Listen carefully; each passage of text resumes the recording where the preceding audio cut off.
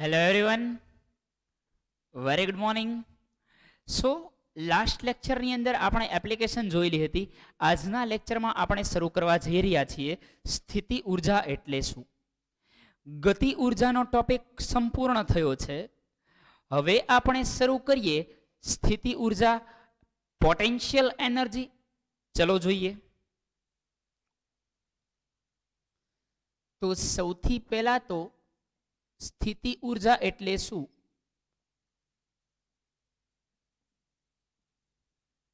આને ઈપી વડે ડિનોટ કરવામાં આવે છે, energy of potential. Energy of potential તો વ્યાખ્યા એવી બનશે: પદાર્થની સ્થિતિના કારણે તેમાં રહેલી કાર્ય કરવાની જે ઉર્જા છે તેને સ્થિતિ ઉર્જા કહે છે. ફરી એકવાર રિપીટ કરું છું. પદાર્થની સ્થિતિના કારણે તેમાં રહેલી કાર્ય કરવાની ઉર્જાને સ્થિતિ ઉર્જા કહે છે. પદાર્થની સ્થિતિ અથવા એવું કહી શકાય કે પદાર્થનું સ્થાન, અથવા મિત્રો એવું કહી શકાય કે તેની સંરચનાના લીધે તેમાં રહેલી કાર્ય કરવાની ક્ષમતા, તેમાં રહેલી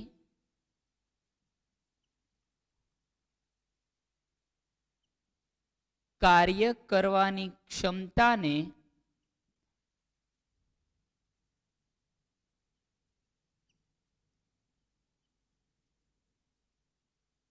સ્થિતિ ઉર્જા કહે છે. ક્લિયર? જેમ ગતિ ઉર્જાની તારવણી આપણે જોઈ હતી એમ સ્થિતિ ઉર્જાની પણ તારવણી આવશે,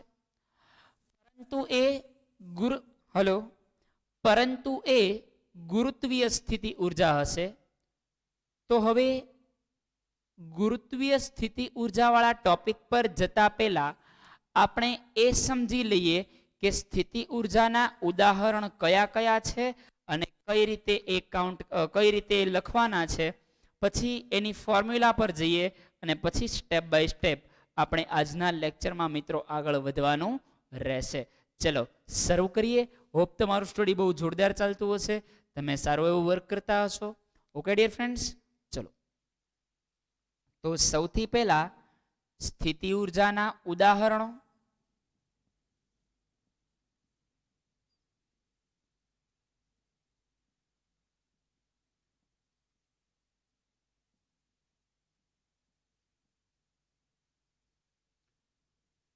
હવે સ્થિતિ ઉર્જા કોને કહી શકાય?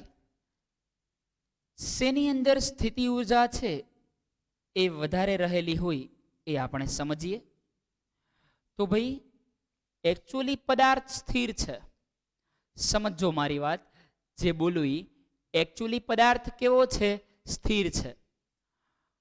પરંતુ એની અંદર ઘણી બધી ઉર્જા એ સ્ટોર થયેલી હશે. તો આવી ઉર્જાને સ્થિતિ ઉર્જા તરીકે ઓળખવામાં આવે છે. દાખલા તરીકે મિત્રો આપણે જોવા જઈએ તો કેવી ખેંચાયેલી સ્પ્રિંગ. હવે જે ખેંચાયેલી સ્પ્રિંગ છે એ સ્થિર હશે કે ગતિમાં હશે? ઓબ્વિયસલી સ્થિર હશે. ફરી એકવાર કહું છું, ખેંચાયેલી સ્પ્રિંગ સ્થિર હશે કે ગતિમાં? સ્થિર હશે.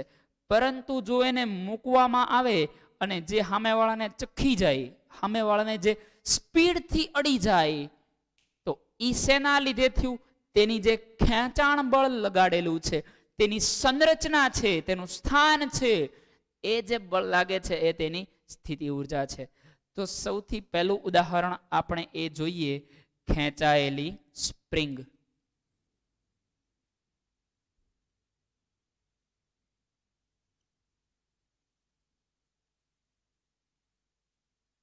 અથવા તો દબાયેલી સ્પ્રિંગ. નેક્સ્ટ એક્ઝામ્પલ પર જઈએ. ધનુષ પર ચડાવેલ તીર. પેલું કમાન આવે કમાન પર તીર આમ જોરથી ખેંચેલું છે, મૂક્યું નથી, ખેંચેલું છે. તીર સ્થિર છે કે ગતિમાં છે? ઓબ્વિયસલી તીર સ્થિર છે, પરંતુ જો તેને મૂકવામાં આવે તો એ એટલી વેલોસિટી સાથે છટકે છે કે એ પોતાની ગતિ દેખાડી શકે છે. તો આ પણ એક પ્રકારની સ્થિતિ ઉર્જા છે. તમે પેલું ગિલોર જોયું હશે, ગિલોર, હા ગિલોર જ કહેવાય. પેલા બે લાકડીની વચ્ચે પથ્થર મૂકીને કોકના ઘરે આંબા પાડવા માટે, કોકને મારવા માટે એ ગિલોરનો ઉપયોગ થતો હતો. ક્લિયર છે? ચલો ત્યાંથી આગળ વધીએ.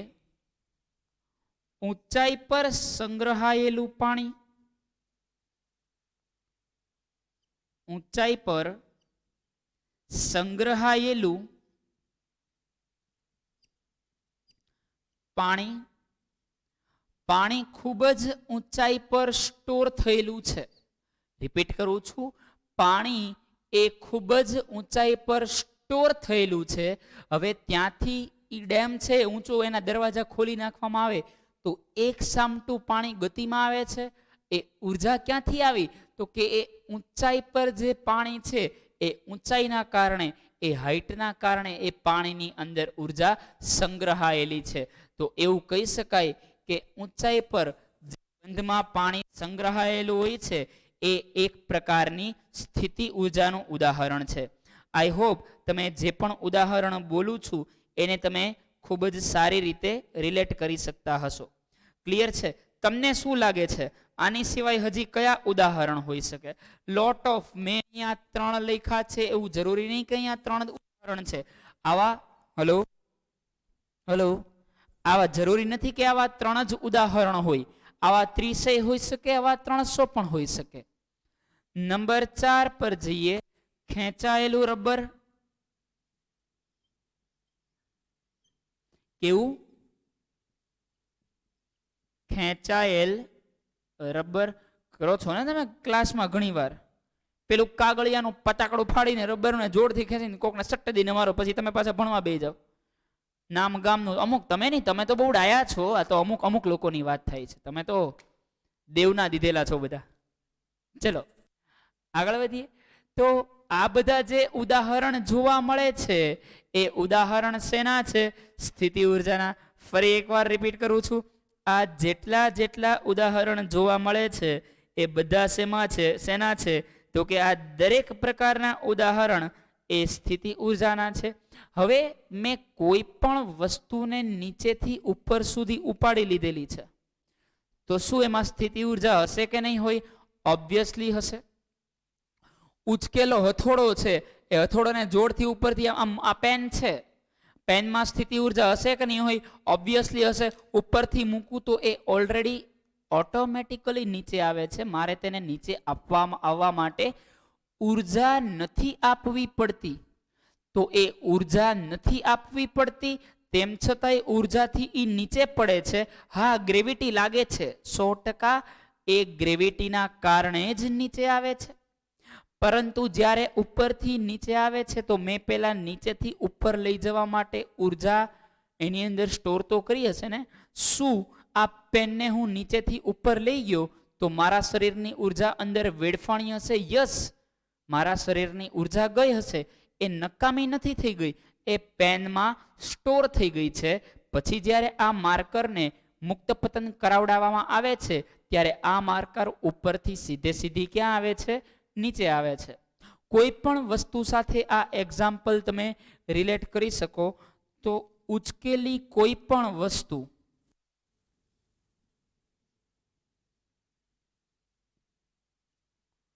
ઉચકેલી કોઈ પણ વસ્તુ એ એક પ્રકારની સ્થિતિ ઉર્જાનું ઉદાહરણ છે. તમે કદાચ અગાસીમાં ઊભા હો તો તમારી અંદર પણ સ્થિતિ ઉર્જા સ્ટોર થયેલી છે. થોડા મજા આવે એવા એક્ઝામ્પલ લઈએ. તમે દાખલા તરીકે સ્વિમિંગ પુલમાં, પેલા વોટર પાર્કની અંદર પેલી જે રાઈડ આવે છે સ્લાઇડર વાળી, એ સ્લાઇડિંગ વાળી રાઈડમાં ગયા છો. તમે નીચેથી ઉપર જાઓ છો. શું નીચેથી ઉપર જતી વખતે થાક લાગે છે? યસ, લાગે છે. તો એ તમારી એનર્જી વેસ્ટ નથી થઈ, એ તમે જેટલા જેટલા ઉપર જાઓ છો એમ એમ તમારી અંદર સ્થિતિ ઉર્જા સ્ટોર થતી જાય છે. પછી પેલા પાણી સાથે તમને જે સ્લાઇડ કરે છે એમાં ઉર્જા આવી ક્યાંથી? તમે જે ઉપર ગયા હતા એની અંદર ઉર્જા સ્ટોર થયેલી હતી, એના લીધે એ ઉર્જા છે. ઉપર કોઈ પણ પ્રકારે લસરપટ્ટીમાં બેસો તો નીચેથી જે ઉપર જાઓ છો ત્યારે તમારે ઉર્જા વેડફાય છે અને પછી લસરપટ્ટીમાં તમે એકદમ મસ્ત રીતે લસરી શકો છો. તો આ એક પ્રકારની ઉર્જાનું ઉદાહરણ છે. પહેલા સ્થિતિ ઉર્જા સ્ટોર થઈ હતી, પછી તમે લસરો છો એટલે ગતિમાં આવો છો, અને એમાં માત્ર ગતિ ઉર્જા નથી, એમાં ઘર્ષણ ઉર્જા પણ લાગે છે. તમારી સપાટી અને લસરપટ્ટી વચ્ચે ઘર્ષણ લાગે છે. રસ્તામાં ભૂલમાં એકાદો ખીલો આવી ગયો, એકાદો નાનો એવો છોકરો હોય ઉપરથી નીચે લસરતો હોય, ખીલો ભરાણો તો પેન્ટ ત્યાં ત્યાં રહી ગયો, પેલો નીકળી ગયો હોય. ક્લિયર? ઇન્ડિયાની લસરપટ્ટી કોકવાર હોય આવી નાની મોટી ખીલા અમુક જગ્યાએથી બહાર જોવા મળતા હોય. તો આ બધા ઉદાહરણ એ એક પ્રકારના સ્થિતિ ઉર્જાના ઉદાહરણ છે. પછી હજી એક એક્ઝામ્પલ મજા આવે એવું, સ્કેટબોર્ડની પેલી રેસ હોય, સ્કેટબોર્ડની મેચ હોય, એમાં સ્કેટબોર્ડ લઈને જવાનું, તમારે નીચેથી ઉપર ચડવાનું, નીચે આખો આ શેપનો ઢાળ જોવા મળે છે. એટલે તમે સ્કેટબોર્ડ લઈને અહીંથી આમ જવાનું, પછી ફરીવાર ફરીને આ રીતે, અને છેલ્લે છે એ સ્ટેબલ થવાનું હોય છે. એ જે સ્ટેબલ થાવ છો એમાં પડવાનું નહીં, પડે તો કાંઈક ફાઉલ ગણાય કે મેચમાંથી આઉટ કે એના પોઈન્ટ નથી મળતા, એ રીતની મેચના કાંઈક રૂલ્સ હોય છે. તો એ જે સ્કેટબોર્ડ લઈને લપસે છે એ પણ એક પ્રકારની સ્થિતિ ઉર્જા છે. સમજો છો ને? તમે હાઈટ પકડો છો એટલે સ્થિતિ ઉર્જા સ્ટોર થાય છે, પછી ગ્રેવિટીના લીધે તમે લસરી શકો છો. તો આ બધા ઉદાહરણ જે આપણે જોયા એ સ્થિતિ ઉર્જાના છે. હવે આપણે વાત કરીએ ગુરુત્વીય સ્થિતિ ઉર્જા. સ્થિતિ ઉર્જા એટલે હું આ પેનને આ રીતે ઘા કરું ને તો આ એક્સ ડાયરેક્શનમાં પેન જશે. સ્થાનાંતરણની દિશા કઈ હશે તમને ખ્યાલ પડે ને? આ આડી છે એ એક્સ અક્ષ કહેવાય અને ઊભી હોય એટલે તમારી માટે આમ, આ આડી છે એ એક્સ અક્ષ ગણાય અને ઊભી છે એ વાય અક્ષ ગણાય.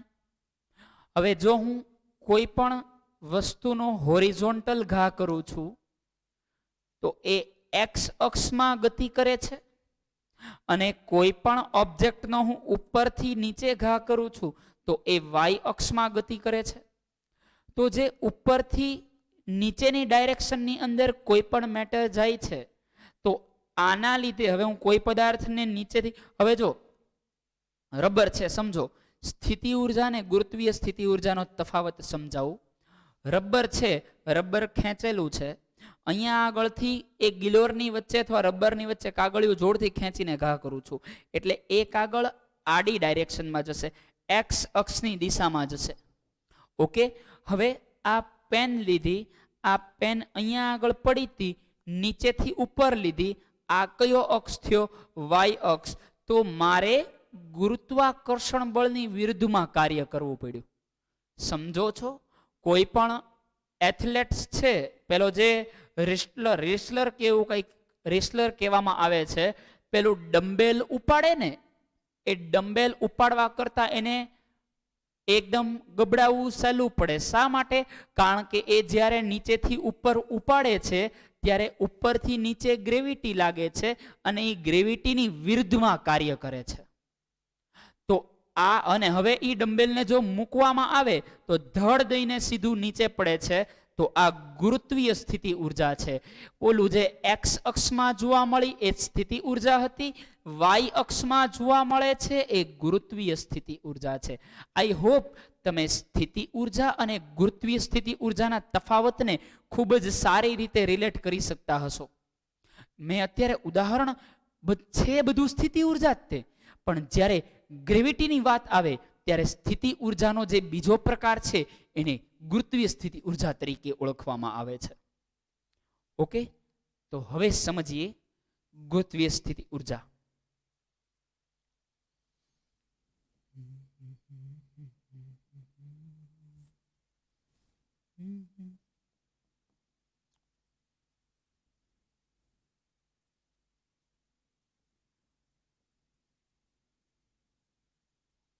ગુરુત્વીય સ્થિતિ ઉર્જા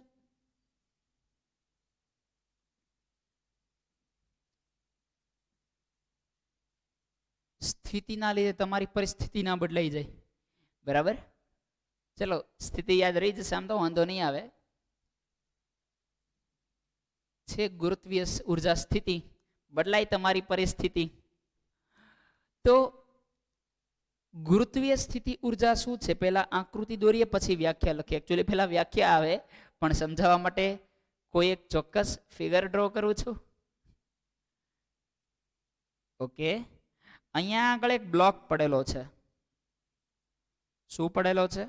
બ્લોક પડેલો છે. તો તમને સમજાવવા માટે બ્લોક લઉં છું, બાકી તમે જે વસ્તુ ઉપાડો છો એ વસ્તુ તમે ઇમેજિન કરો, ચાલશે. ફૂટબોલના દડાને ઉપાડો છો, ચાલશે. પાડોશીના છોકરાને રમાડવા માટે ઉપાડો છો, ચાલશે. બરાબર, પાણી પીવડાવીને ઉપાડતા નહીં. એસી વાળું વાતાવરણ હશે, પાણી પીવડાવેલું હશે, તમારો હાથ બગડશે, પછી મને ના કહેતા. ચલો, તો આ જમીનની સપાટી છે.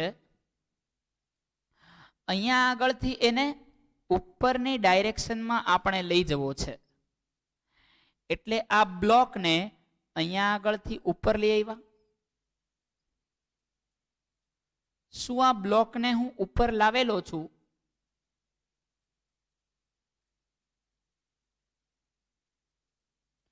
તો આ બ્લોકને ઉપર લાવવા માટે કંઈક ઉર્જા આપવી પડી હશે, ઓબ્વિયસલી આપવી પડી હશે. ગ્રેવિટીની ડાયરેક્શન સમજો, ગ્રેવિટીની ડાયરેક્શન ઉપરથી નીચે છે, અને એ પદાર્થને હું ઉપર લઈ ગયો ક્યાં સુધી? તો કે અહીંયાથી અહીંયા સુધીની જે ઊંચાઈ છે એને h ઊંચાઈ કહેશું આપણે. કેટલી ઊંચાઈ પર આ પદાર્થ જોવા મળે છે? h ઊંચાઈ પર. તો આટલી હાઈટ પકડાવવા માટે, હવે દાખલા તરીકે પદાર્થને નીચેથી ઉપર લીધો હોય તો કંઈક જમીનથી ઉપર ઊંચાઈ તો ધરાવે ને. નાનું છોકરું તમે ઉપાડીને રમાડો છો, હવકલી બેટા કરો છો, તો નીચેથી ઉપર લાવવા માટે કંઈક હાઈટ તો પકડી હોય ને. તો એ જે નીચેથી ઉપર લઈ જવા માટે ઉર્જા વેડફાઈ છે. પહેલા તો ઉર્જા જશે, હા જશે.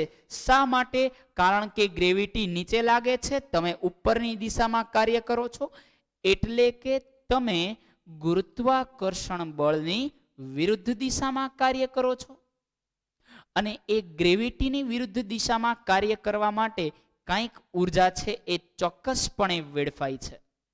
ઓકે, તો આટલી હાઈટ પકડી આ કંઈક દળ ધરાવે છે.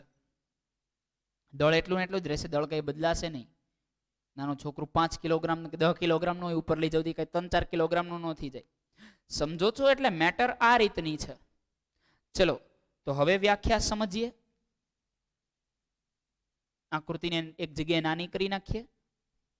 આ તમને સમજાવવા માટે એલાઉ કરીને ડ્રો કરેલી હતી.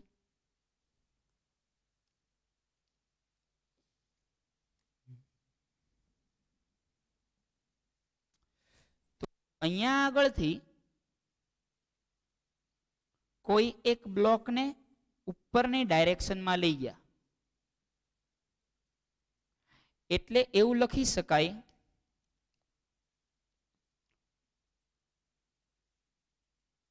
કોઈ પદાર્થને એક બિંદુથી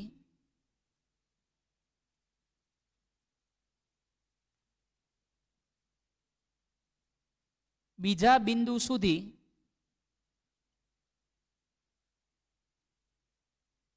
h ઊંચાઈએ લઈ જવા માટે એક બિંદુથી બીજા બિંદુ સુધી, એટલે કે અહીંથી અહીંયા લઈ આવ્યા, એક બિંદુથી બીજા બિંદુ સુધી h ઊંચાઈએ લઈ જવા માટે કઈ ઊંચાઈએ લઈ ગયા? h ઊંચાઈએ લઈ જવા માટે કરવા પડતા, હવે ગ્રેવિટીની વિરુદ્ધમાં કાર્ય કર્યું, કારણ કે પદાર્થને આપણે આમ લઈ ગયા ને ગ્રેવિટી તો આમ લાગે છે. ઓકે, કારણ કે ઉપર લઈ જાવ તો એનર્જી વેડફાય છે, એટલે ગ્રેવિટીની વિરુદ્ધમાં કાર્ય કર્યું. h ઊંચાઈએ લઈ જવા માટે કરવા પડતા ગુરુત્વ પ્રવેગની અથવા તો એચ ઊંચાઈએ લઈ જવા ગુરુત્વ પ્રવેગની વિરુદ્ધ દિશામાં ગુરુત્વ પ્રવેગની વિરુદ્ધ દિશામાં કરવા પડતા કાર્યને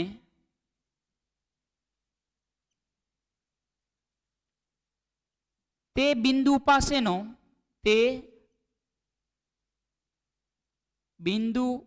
પાસેની ગુરુત્વીય સ્થિતિ ઊર્જા કહે છે. શું કહે છે? ગુરુત્વીય સ્થિતિ ઊર્જા. એને શેના તરીકે ઓળખવામાં આવે છે? ગુરુત્વીય સ્થિતિ ઊર્જા તરીકે.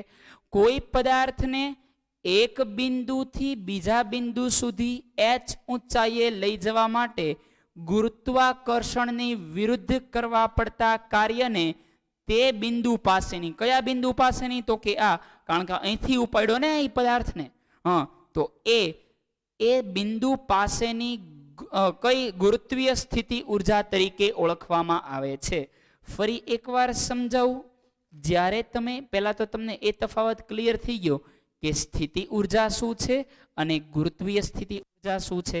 હવે ગુરુત્વીય સ્થિતિ ઊર્જા સમજાવું. પહેલા તો તમે કોઈ પદાર્થને નીચેથી ઉપર લઈ જાવ એ ગુરુત્વીય સ્થિતિ ઊર્જા થઈ. પરંતુ આપણે વ્યાખ્યા છે એ વિજ્ઞાનની ભાષામાં લખવી પડશે. તો શું લખાય? પહેલા તો પદાર્થનું આપણે સ્થાન બદલી નાખ્યું.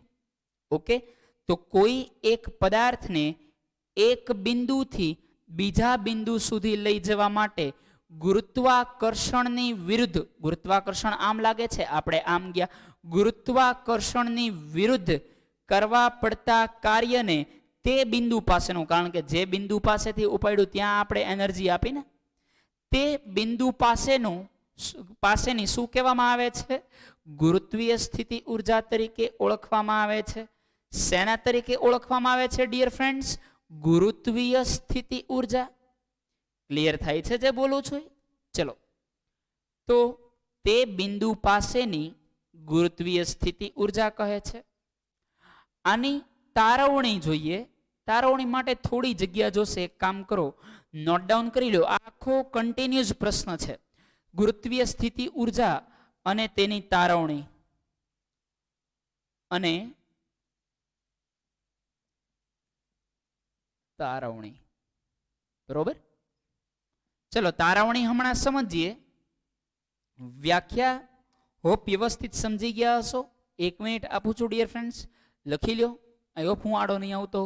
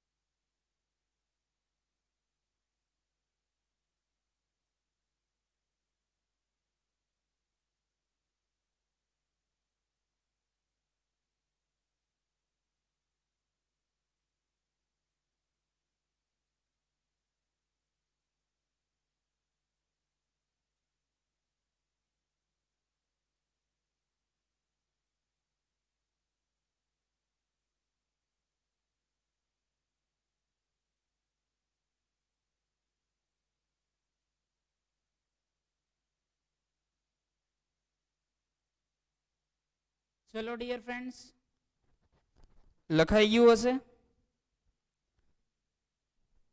ક્લિયર? તો ઇરેઝ કરી લઉં.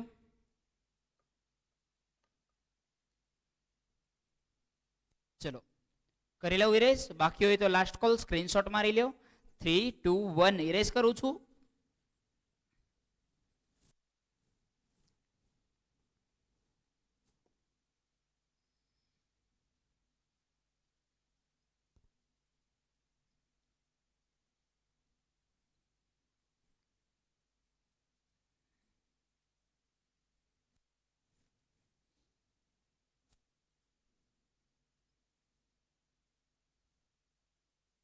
ચલો આગળ વધીએ ત્યારે એની પછીના ટોપિક પર જઈએ, એટલે કે સૂત્ર તારવણી પર જઈએ. તો લખીએ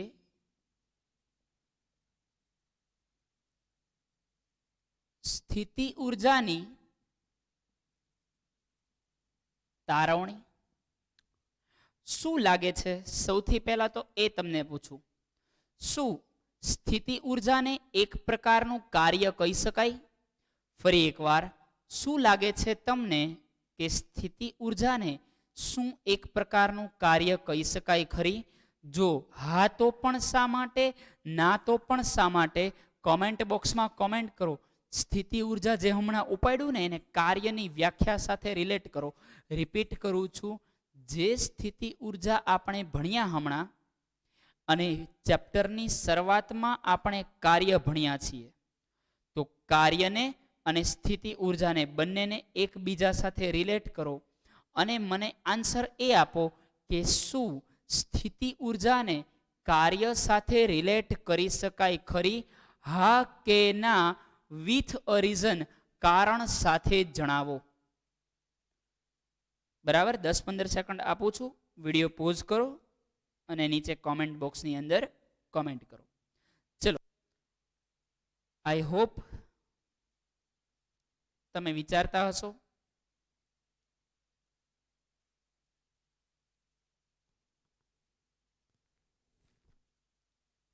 ચલો ત્યારે તમે વિચારીને હોપ કે કોમેન્ટ કરી હશે.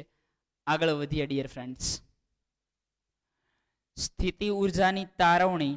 શું લાગે છે? સ્થિતિ ઉર્જા એ કાર્ય છે? ઓબ્વિયસલી છે. ધારો કે કોઈ એમ દળ ધરાવતા પદાર્થને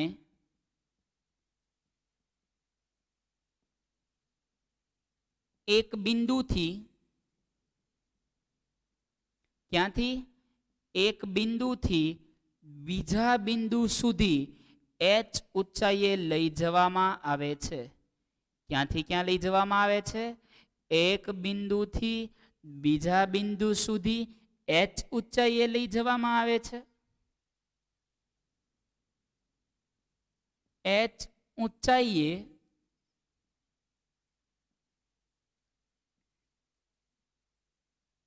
બીજા બિંદુ સુધી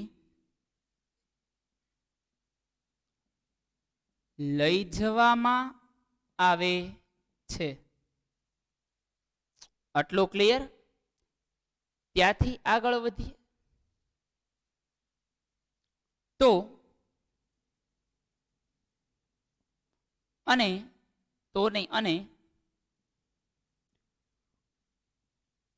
ગુરુત્વ પ્રવેગ જી છે. એ જી ઓજી વાળો જી નહીં, જી છે. સ્મોલ જી, બિગ જી. ઓકે, ત્યાંથી આગળ વધીએ. આટલું ક્લિયર છે? નીચેથી ઉપર સુધી લઈ ગયા, એમ દળ ધરાવતો પદાર્થ હતો, ચોક્કસ ઊંચાઈ સુધી લઈ ગયા અને એ ઊંચાઈ સુધી લઈ જતા ગ્રેવિટીની ઓપોઝમાં કાર્ય કર્યું. હવે પહેલા તો આ એક પ્રકારનું કાર્ય છે. કાર્યની વ્યાખ્યા બળ ગુણ્યા બળની દિશામાં સ્થાનાંતર. કાર્ય આપણને શું સમજાવે છે? તો કે બળ ગુણ્યા બળની દિશામાં સ્થાનાંતર, જેને આપણે કાર્ય તરીકે ઓળખીએ છીએ. ક્લિયર છે આટલું? તો આ એક પ્રકારનું કાર્ય છે. Yes, it is a one type of work. એ એક પ્રકારનું કાર્ય છે. ચલો ત્યારે, તો કાર્યની વ્યાખ્યા મુજબ એ પેલા સ્થિતિ ઉર્જા એ એક પ્રકારનું શું છે? કાર્ય છે. સ્થિતિ ઉર્જા એ એક પ્રકારનું કાર્ય છે. તેથી કાર્યની વ્યાખ્યા મુજબ શું લખી શકાય? W બરાબર કાર્ય બરાબર બળ ગુણ્યા બળની દિશામાં સ્થાનાંતર. તો W is equal two F into S. Yes, આવું લખી શકાય. ફાઇન. આને આપણે કહી દઈએ સમીકરણ number 1. equation W is equal to Fs, it's called equation number 1. Next thing is that a law of second law of Newton, એટલે કે ન્યૂટનની ગતિના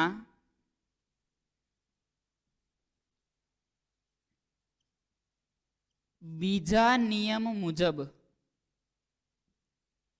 શું લખી શકાય? ન્યૂટનની ગતિના બીજા નિયમ મુજબ F is equal to ma. આપણને બધાને ખ્યાલ છે કે ન્યૂટનની ગતિના બીજા નિયમ મુજબ આપણે શું લખી શકીએ છીએ? F is equal to ma. આને કહી દઈએ સમીકરણ નંબર 2. હવે વાત રહી સ્થાનાંતરની. શું તમને દેખાય છે કે સ્થાનાંતર હું આ એક્સ ડાયરેક્શનની અંદર ચાલું છું? કીધું ને આ એક્સ ડાયરેક્શન, હું એક્સ ડાયરેક્શનમાં ચાલું તો એને સ્થાનાંતર કહેવાય. એક્સ ડાયરેક્શનમાં કોઈ પણ પદાર્થ ગતિ કરે તો સ્થાનાંતર કહેવાય, પણ એ વાય ડાયરેક્શનમાં ગતિ કરે તો એને ઊંચાઈ કહેવાય. સમજો છો? એક્સ ડાયરેક્શનમાં ગતિ કરે તો સ્થાનાંતર, વાય ડાયરેક્શનમાં ગતિ કરે તો ઊંચાઈ. એ જ રીતે મારું હું એક્સ ડાયરેક્શનમાં આ જે રેખીય સ્થાનાંતર થાય છે તો એનાથી ઉત્પન્ન થતા પ્રવેગને રેખીય પ્રવેગ કહેવાય. આ પ્રવેગને હું કોઈ પદાર્થને આડો ઘા કરું છું એક્સ ડાયરેક્શનમાં તો એ રેખીય પ્રવેગ છે, પરંતુ કોઈ પદાર્થને નીચેથી ઉપર કે ઉપરથી નીચે ઘા કરું છું તો એ રેખીય પ્રવેગ ન હોતા તે ગુરુત્વીય પ્રવેગ છે. that is called gravitational force, gravitational acceleration. Okay, તો અહીંયા આગળ F, અહીંયા જે પ્રવેગ છે એ કેવો છે? ગુરુત્વીય પ્રવેગ. તો લખીએ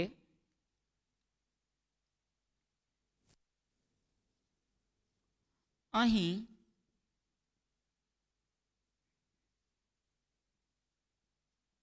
ગુરુત્વીય પ્રવેગ હોવાથી કેવો પ્રવેગ છે? ફરી એકવાર ગુરુત્વીય પ્રવેગ છે. તો લખી શકાય, એટલે ગુરુત્વીય પ્રવેગ એટલે શું છે? તો કે જ્યાં જ્યાં એ છે ત્યાં ત્યાં સ્મોલ g આવશે, કારણ કે એ આપણને રેખીય પ્રવેગ દર્શાવે છે, જ્યારે સ્મોલ g એ આપણને ગુરુત્વીય પ્રવેગ દર્શાવે છે. તો એની બદલે આપણે કોને ડિસ્પ્લેસ કરશું? સ્મોલ g ને. ચલો તો આ સમીકરણને રીરાઇટ કરીએ. જ્યાં જ્યાં એ છે ત્યાં ત્યાં જો g મૂકવામાં આવે તો F બરાબર m a ની બદલે નવું સમીકરણ શું બને? F બરાબર mg. શું બને dear friends? F is equal to mg. Clear છે? હવે વાત કરીએ સ્થાનાંતરની. તો એક્સ ડાયરેક્શનમાં હોય તો સ્થાનાંતરણ કહેવાય, એ સ્થાનાંતરણ વાય ડાયરેક્શનમાં હોય તો તેને ઊંચાઈ કહેવાય. ફરી એકવાર, એક્સમાં હોય તો તેને સ્થાનાંતર કહેવાય, વાયમાં હોય તો તેને ઊંચાઈ કહેવાય. તો એવું લખી શકાય ડિયર ફ્રેન્ડ્સ કે અહીં સ્થાનાંતર આ આખો ન્યૂટનની ગતિના બીજા નિયમ મુજબ નથી, આ નવું છે. કામ કરીએ, આને પહેલી સાઈડ લખીએ. જગ્યાના અભાવના લીધે પહેલી સાઈડ રીરાઇટ કરીએ. આને કહી દઈએ સમીકરણ number 2. F is equal to mg ને કયું સમીકરણ કહીએ છીએ? સમીકરણ નંબર 2. હવે અહીંયા આગળ આપણને દેખાય છે કે આ સ્થાનાંતર નથી, આ તો ઊંચાઈ છે, વાય દિશાનું સ્થાનાંતર છે. તો અહીંયા આપણે એવું લખી શકીએ સ્થાનાંતર બરાબર ઊંચાઈ, એટલે કે સ્થાનાંતર એ ઊંચાઈના સ્વરૂપમાં છે. ક્લિયર છે? તો શું લખી શકાય? તો મિત્રો એવું લખી શકાય કે S is equal two H. સ્થાનાંતરને આપણે S કહેતા હતા, એની બદલે હવે H કહેશું. સમીકરણ નંબર 3. સમીકરણ નંબર 1 માં જ્યાં F છે એ F ની બદલે mg મૂકી દઈએ અને 1 માં જ્યાં S છે એ S ની બદલે H મૂકી દઈએ તો આપણને સ્થિતિ ઊર્જાનું સમીકરણ મળી જશે. તો લખીએ સમીકરણ નંબર 1, 2 અને 3 પરથી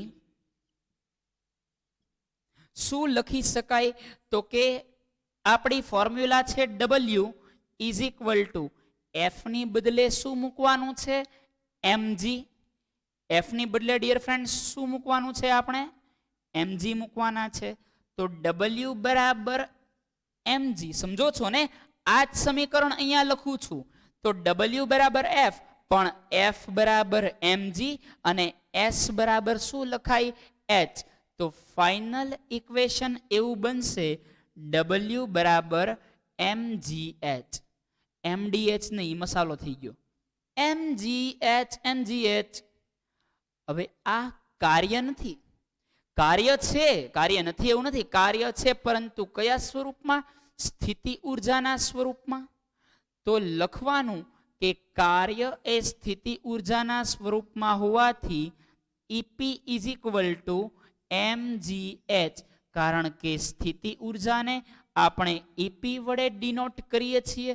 ક્લિયર છે ડિયર ફ્રેન્ડ્સ? આ તમારે લખાણ ડિસ્ક્રિપ્શન છે મટીરિયલમાંથી લખવાનું રહેશે. સ્ટેપ તમે આમાંથી જોઈ લ્યો તો કોઈ ટેન્શન નથી, પરંતુ ફરી એકવાર રિપીટ કરું છું, જે લખાણ છે એ લખાણ ક્યાંથી લખવાનું રહેશે? મટીરિયલમાંથી. ચલો એકવાર સ્થિતિ ઊર્જાની તારવણી છે એ ફાસ્ટ ફોરવર્ડ કરી લઈએ. ધારો કે કોઈ પહેલા તો સ્થિતિ ઊર્જા શું છે? એક જગ્યાએથી એક બિંદુથી બીજા બિંદુ સુધી ગ્રેવિટીની ઓપોઝમાં કાર્ય કરો. એક ગ્રેવિટેશનલ પોટેન્શિયલ એનર્જી, ગુરુત્વીય સ્થિતિ ઊર્જા છે, તેની તારવણી જોઈએ. તો એક m દળ વાળો પદાર્થ છે ને એક બિંદુથી બીજા બિંદુએ h ઊંચાઈ સુધી લઈ જવો છે, અને એ સમયે જે ગ્રેવિટી લાગે છે એ કઈ છે? g છે. તો કાર્યની વ્યાખ્યા મુજબ એવું લખી શકાય કે W બરાબર Fs. તો કારણ કે ગતિ ઊર્જા એ એક પ્રકારનું કાર્ય છે, કાર્યની વ્યાખ્યા થશે બળ ગુણ્યા બળની દિશામાં સ્થાનાંતરણ. ઓકે, તો F બરાબર એમ ન્યૂટનની ગતિના બીજા નિયમ મુજબ F બરાબર એવું લખી શકાય કે F is equal two ma. પરંતુ અહીંયા આગળ જે પ્રવેગની વાત થાય છે એ પ્રવેગ કયા સ્વરૂપમાં છે? ગુરુત્વીય પ્રવેગ છે, ગ્રેવિટીના સ્વરૂપમાં છે. તો a બરાબર g લખી શકાય.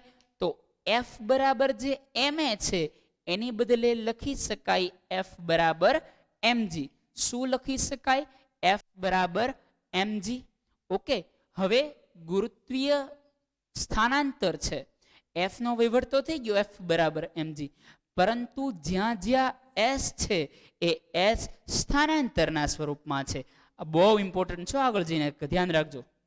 હું જે શાંતિથી ધીરે ધીરે સમજાવું છું એને પ્રોપર સમજવાના પ્રયત્ન કરજો. Okay dear friends? તો S છે એ ઊંચાઈના સ્વરૂપમાં છે. આમ સ્થાનાંતર, આમ હોય તો ઊંચાઈ, તો હું S બરાબર h લઈ શકું. હવે W બરાબર Fs માં વેલ્યુ ઇનપુટ કરીએ. F બરાબર ma મૂકીએ, S બરાબર h મૂકીએ તો શું થઈ જશે? W બરાબર mgh. પરંતુ એ કાર્ય છે કયા સ્વરૂપમાં? સ્થિતિ ઊર્જાના સ્વરૂપમાં. તો એ W ને EP થી ડિનોટ કરવામાં આવે તો EP બરાબર mgh. હોમવર્કની અંદર આ સૂત્ર તારવણી મટીરિયલમાંથી 3 વાર લખવાની છે. કેટલી વાર? 3 વાર. પ્રયત્ન એવો કરજો 3 વાર તમે જોયા વગર લખો. ન થતું હોય તો મિનિમમ 1 વાર જુઓ, મેક્સિમમ 1 વાર જુઓ, 3 વાર જોઈને ઉતારા ના મારતા. ઓકે, તો આજના લેક્ચર માટે આટલું રાખી. હમણાં હું જાઉં, પછી બાકી હોય નોટ ડાઉન કરી લે. તો મળીએ નેક્સ્ટ લેક્ચરમાં. ત્યાં સુધી સારું એવું વર્ક કરો, સારું એવું રીડ કરો. Good luck to all. Good bye dear friends.